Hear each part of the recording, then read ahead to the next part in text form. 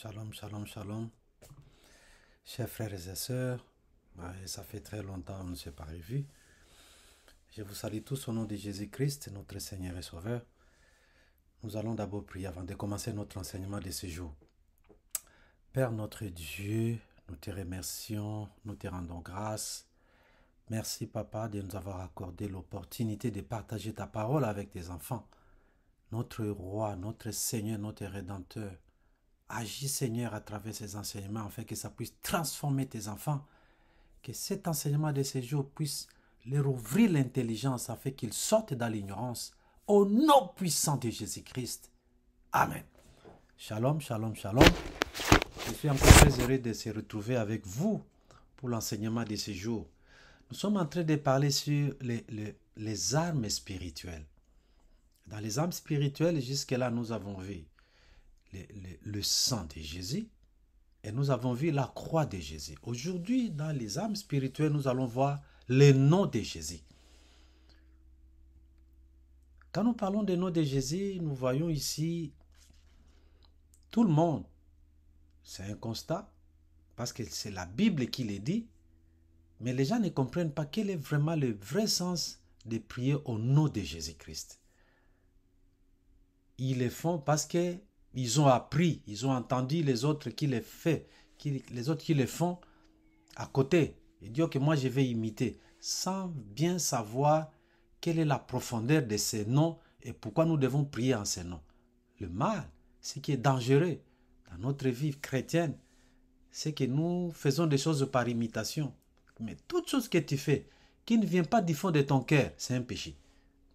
C'est ce que ma Bible dit. Tout ce qui n'est pas le fruit d'une conviction, c'est un péché.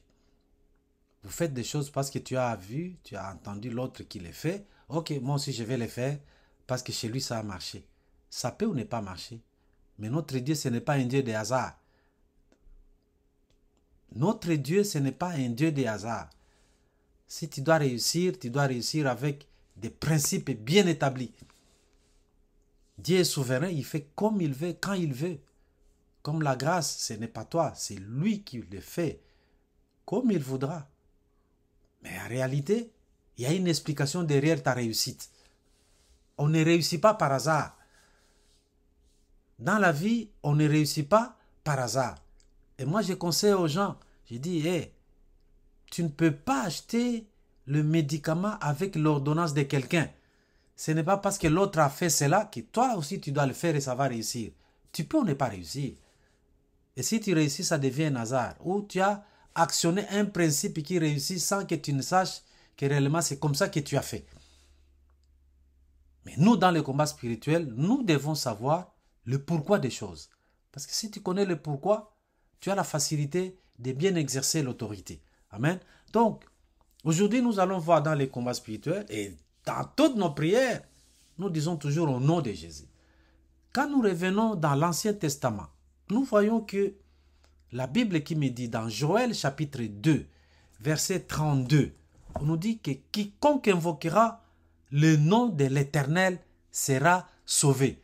Ici nous comprenons, Jésus-Christ n'était pas encore venu sur la terre physiquement, ce qui fait que la Bible disait déjà, c'est quelque chose qu'il annonçait, la venue de Christ.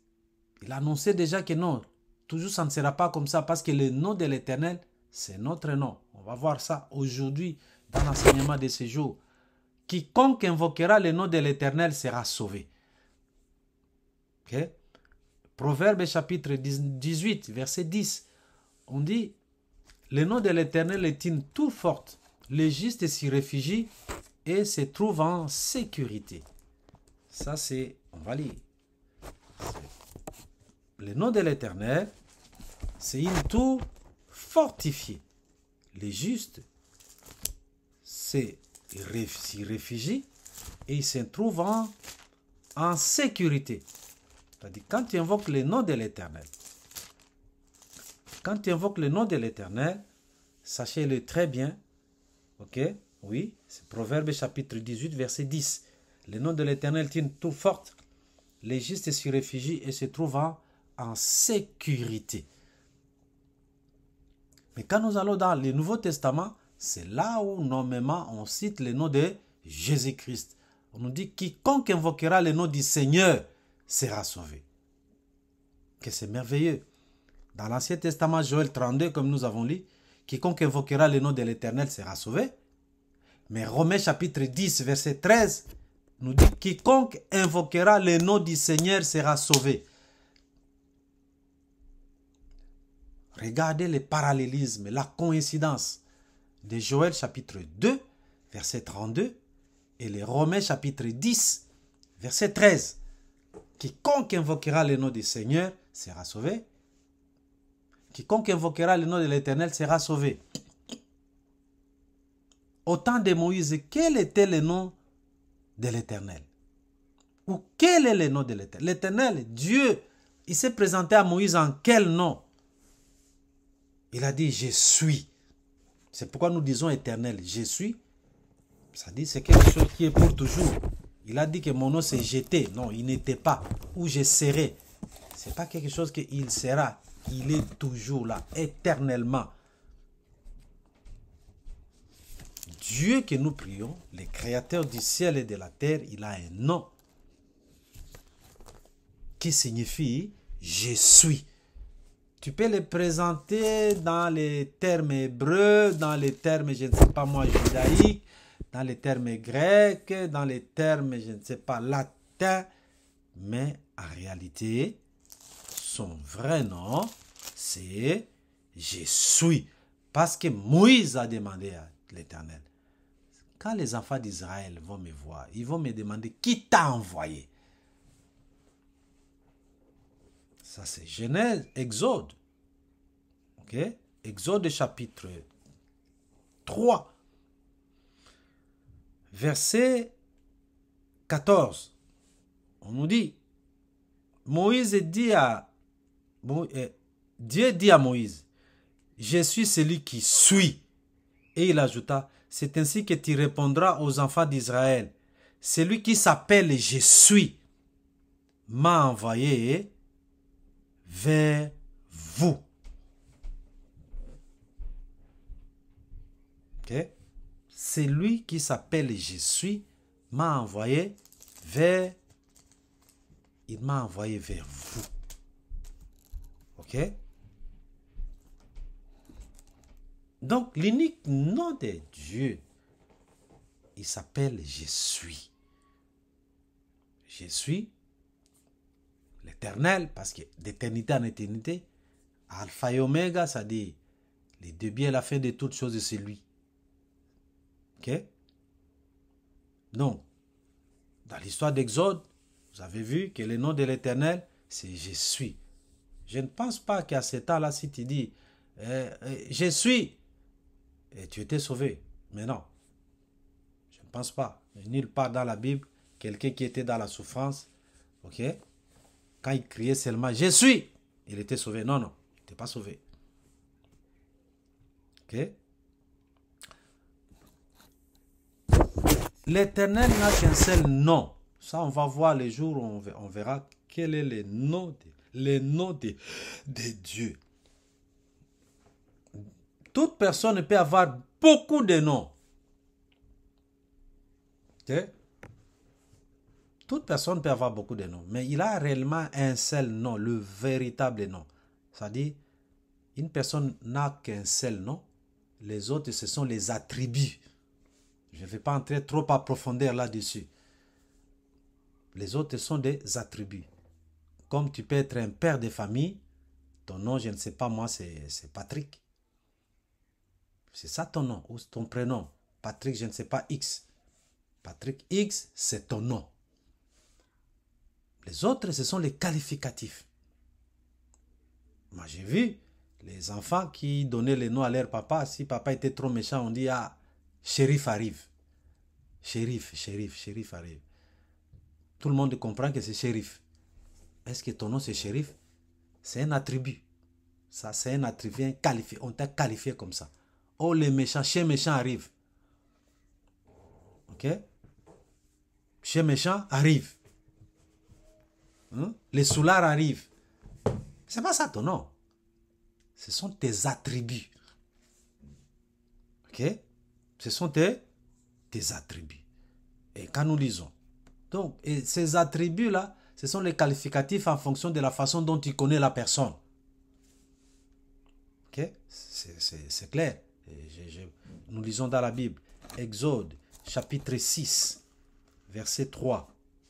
Je suis apparu à Abraham, à Isaac et à Jacob, comme Dieu tout-puissant. Je suis, c'est ça, l'Éternel, le Dieu que nous prions, le Dieu d'Abraham, de Jacob, d'Isaac. Il s'appelle, je suis. Je suis dans Exode, chapitre 6, verset 3. Je suis apparu à Abraham, à Isaac, à Jacob, comme Dieu tout-puissant. Mais je n'ai pas été connu de sous mon nom l'Éternel.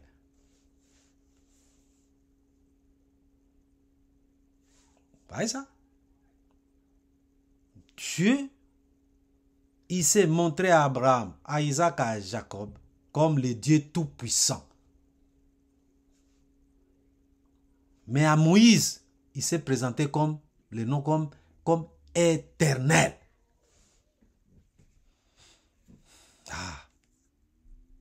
Je ferme cette parenthèse. On en parlera prochainement, un autre jour, quand on va arriver à cette notion-là. Nous voyons, quand nous lisons Jean chapitre 8, verset 58, on nous dit ceci. Jean chapitre 8, verset 58. Jésus leur dit, en vérité, je vous dis, avant qu'Abraham fût, je suis. Voilà. Le je suis là. D'Abraham, d'Isaac et de Jacob. L'Éternel là. Il s'est présenté à Moïse comme l'Éternel. Ici, Jésus-Christ qui a répondu aux Juifs. Parce qu'au verset 57, les Juifs lui dirent, tu n'as pas encore 50 ans et tu as vu Abraham. Jésus leur répondit, en vérité, je vous l'ai dit, avant qu'Abraham fût, je suis. Ok? Avant qu'Abraham ne fût, moi je suis. Et quand nous allons dans Apocalypse, chapitre 1, verset 8. Apocalypse, chapitre 1, verset 8. On nous dit ceci.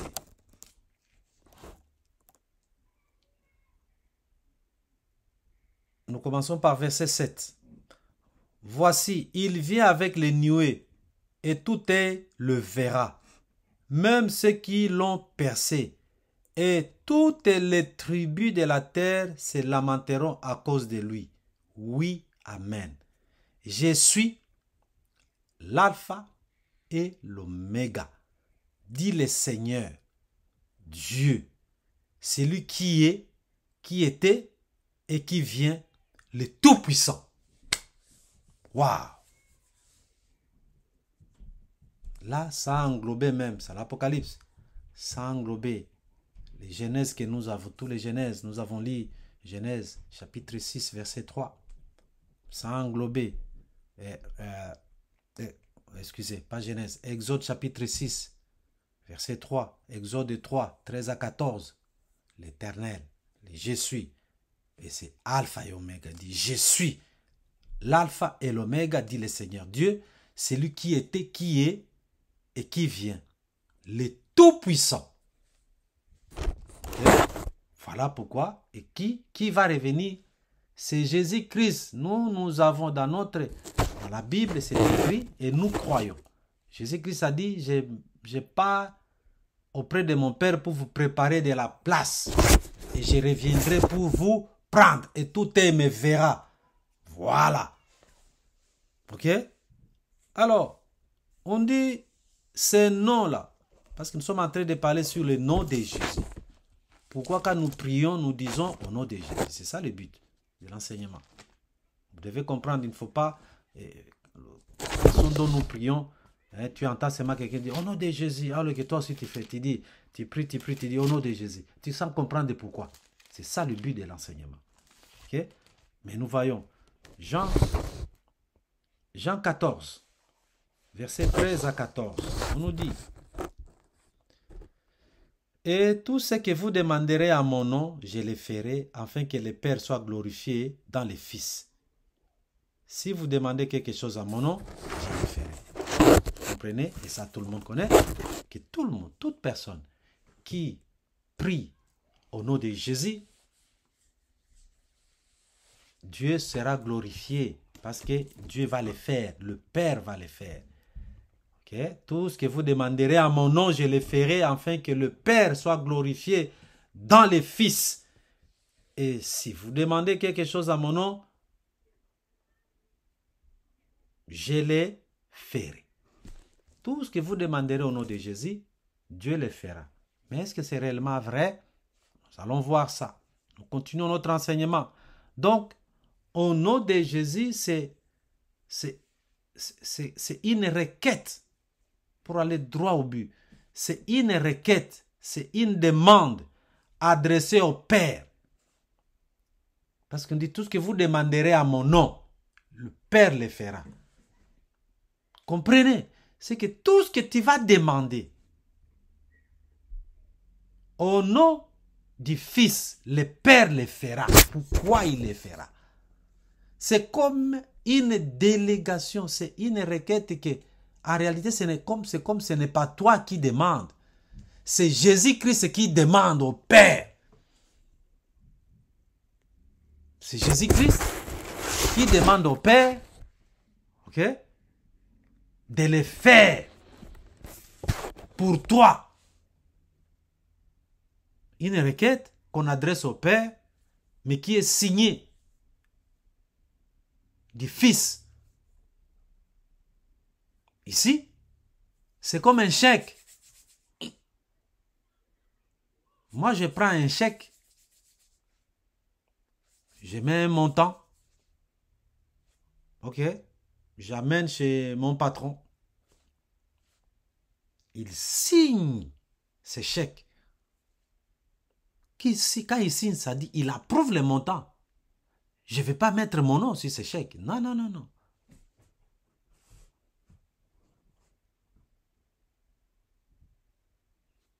Il signe le chèque. Je prends le chèque, je pars en banque pour retirer l'argent. Mon nom, je suis comme bénéficiaire du chèque. Mais celui qui a émis le chèque, c'est celui qui l'a signé. À chaque fois que tu auras à prier au nom de Jésus, sache que Jésus-Christ, il te donne un chéquier.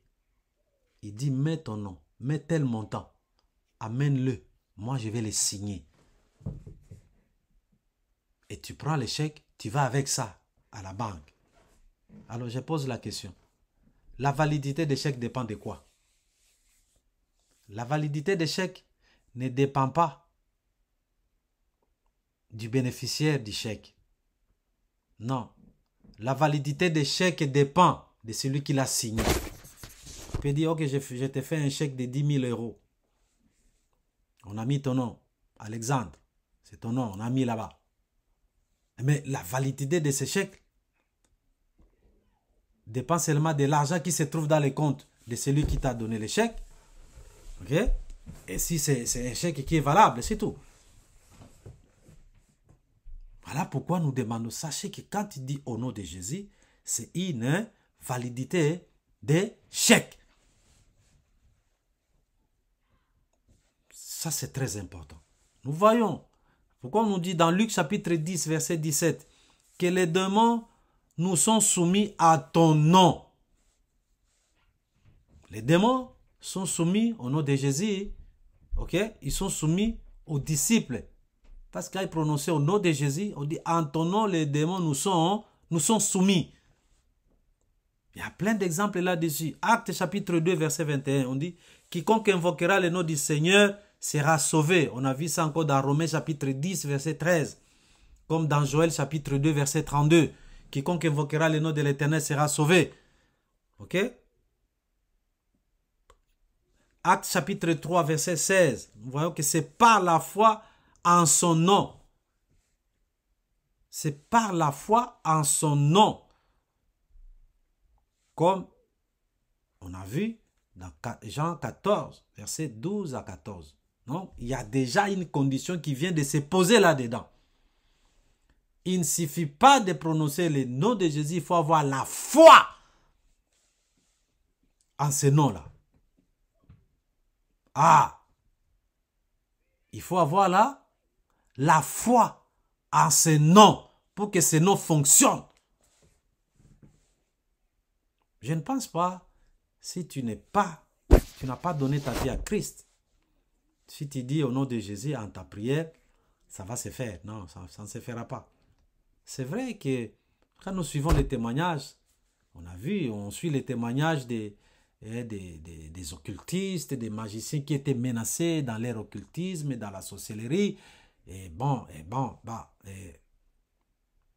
On voulait l'attraper, on voulait le faire. Il a crié le nom de Jésus. Il a été sauvé. Ça, c'est la volonté souveraine de Dieu. Mais dans les choses de Dieu, faites attention aux cas particuliers. Parce que là, Dieu, il s'est décidé de sauver la personne là, d'une manière individuelle et particulière. Ok? Et nous voyons que 1 Corinthiens, nous lisons encore, 1 Corinthiens chapitre 15, verset 57. Grâce à Dieu qui nous donne la victoire par notre Seigneur Jésus-Christ. Grâce à Dieu qui nous a donné la victoire par notre... Dieu nous donne toujours la victoire par notre Seigneur Jésus-Christ. Ok? Et Romains chapitre 8, verset 37. On nous dit toutes ces choses, nous sommes plus que vainqueurs en Jésus-Christ. En Jésus-Christ, nous sommes plus que vainqueurs. Ok? En Jésus, nous sommes plus que vainqueurs. Dans 2 Chroniques, chapitre 20, verset 15, on dit « Ne crains point devant cette multitude nombreuse, car ce n'est pas vous qui combattez, ce sera à Dieu. » Quand vous dites au nom de Jésus, c'est Dieu qui va combattre. C'est pas toi. Parfois, nous combattons nous-mêmes. Nous combattons au moment où non, nous n'avons pas à combattre dans cette affaire. Quand tu dis au nom de Jésus, ça dit c'est toute l'armée angélique que Dieu envoie pour t'assister. C'est Dieu qui combat à ta faveur. C'est pourquoi on dit que non, notre combat n'est pas charnel, mais il est spirituel par la vertu de Dieu pour renverser les raisonnements et les hauteurs qui se liguent contre la volonté de Dieu, qui se dressent contre nous. Donc, pour que ce nom fonctionne dans ta vie, il faut croire, nous venons de voir là, c'est par la foi en son nom. Actes chapitre 3, verset 16. Les paralytiques qui étaient à l'entrée du temple. On dit, nous n'avons ni or ni argent.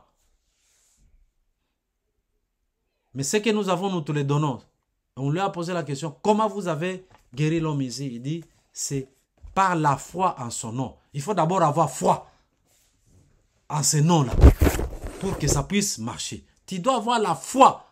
Tu dois croire que le nom de Jésus fait des miracles. Parce que c'est une délégation de pouvoir.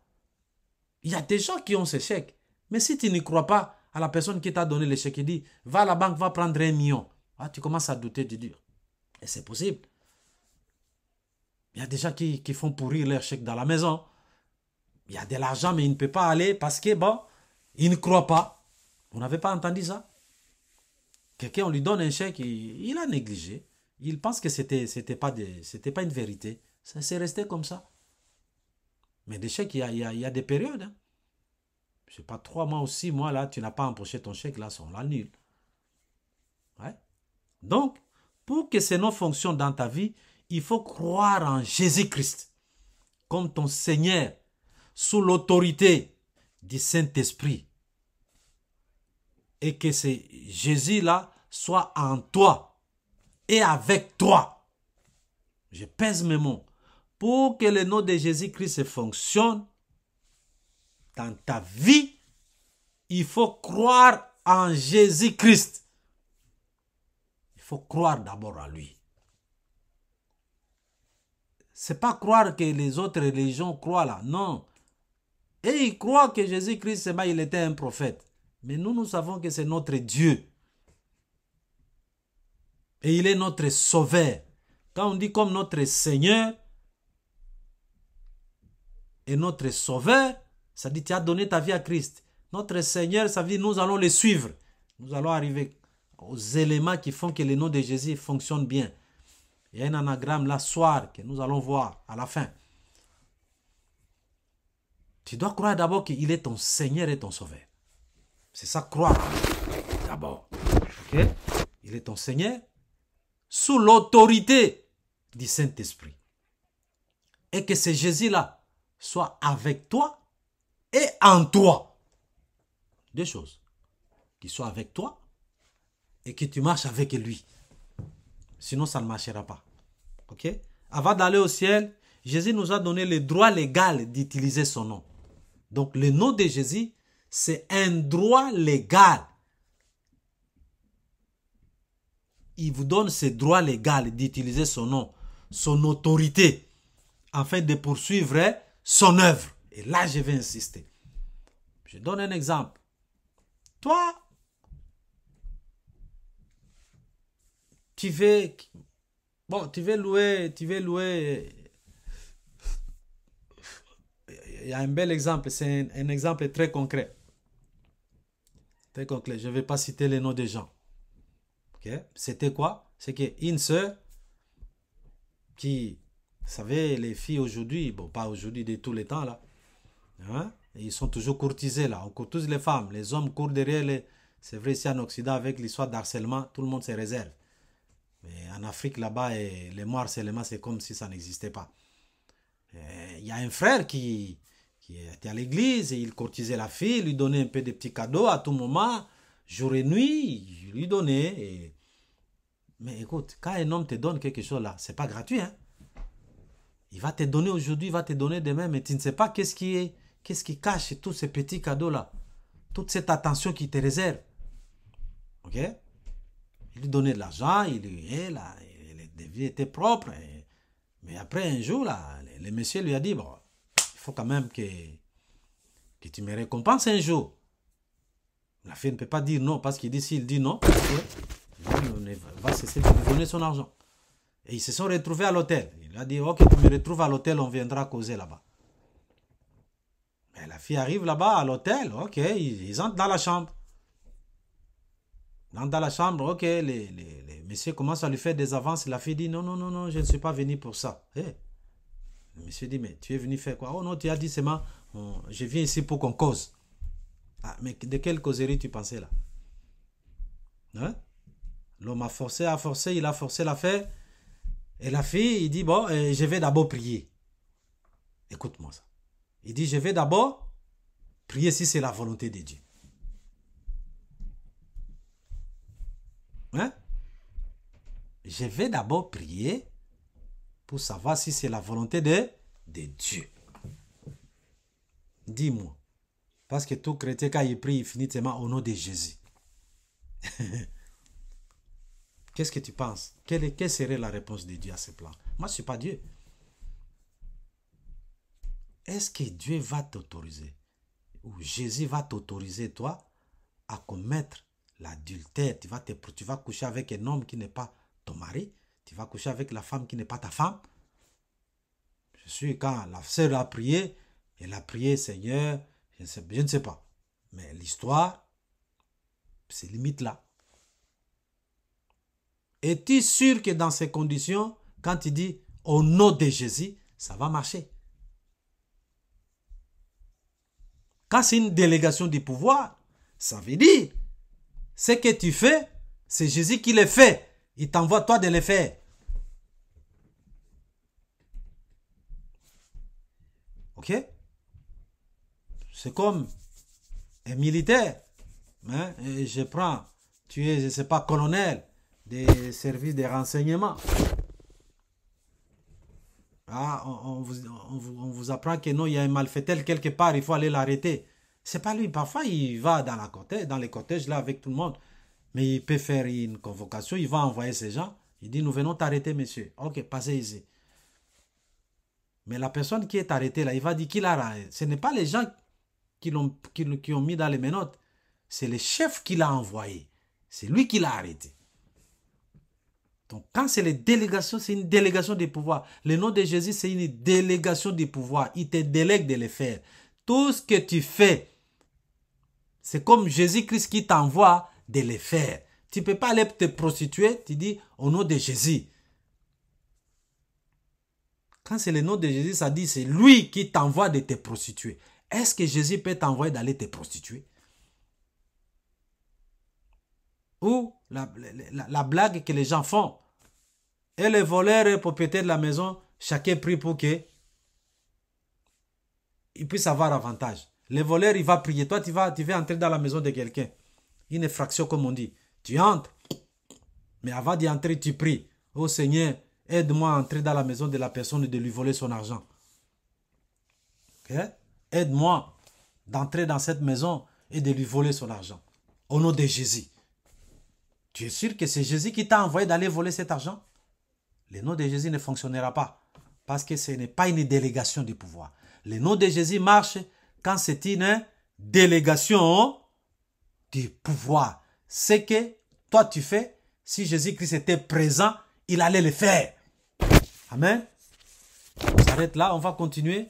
Que Dieu vous bénisse. Nous allons rendre grâce à Dieu. Seigneur notre Dieu, nous te remercions, nous te rendons grâce. Merci pour cette opportunité que tu nous as accordée de partager ta parole avec tes enfants. Béni soit ton nom à jamais dans le nom de Jésus-Christ. Amen. Soyez bénis, soyez richement bénis. Bye.